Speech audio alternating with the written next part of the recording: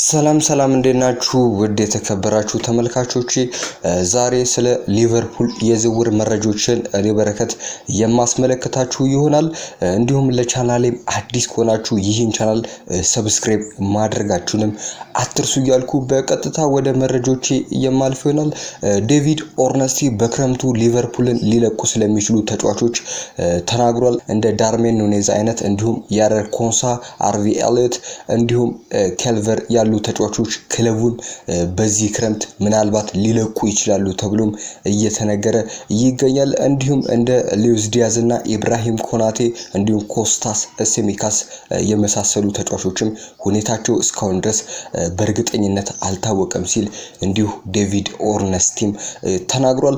ሊቨርፑሎችም ዘንድሮ ከሪያል ማድሪድ ጋር ሊለያይ ይችላል ተብሎ እየተነገረ የሚገኘው ብራዚላዊው የአጥቂ ስፍራ ተጫዋች የሆነው ሮድሪጎ ይህ ተጫዋች በርካታ የሚባሉ የእንግሊዝ ክለቦች እንደሚፈልጉት ይታወሳል። አሁን ላይ ደግሞ ሊቨርፑል የተጫዋቹ ፈላጊ ሆኖ ብቅ ብሏል እየተባለ ይገኛል።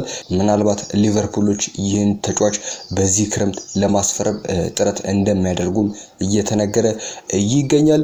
ሪያል ማድሪድ የአሌክሲስ ማካሊስተርን እንደሚፈልገው ይታወሳል። ነገር ግን ሊቨርፑሎች ከ100 ሚሊዮን ዩሮ በላይ ይጠይቃሉ። ሪያል ማድሪድ ግን ያን ያህል ገንዘብ ለመክፈል አሁን ላይ ፍላጎት ያለው አይመስልም።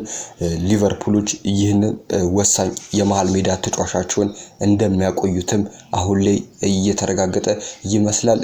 ዴቪድ ኦርነስቲ በሉዊስ ኬርኬስ ላይ እንዲህ ሲል ተናግሯል። እስካሁን ስምምነት አልተደረገም። የሱ ቀዳሚ ምርጫ ሊቨርፑል ነው። እናም ሊቨርፑል እሱን ዋነኛ ኢላማቸውም አድርገው ያዩታል።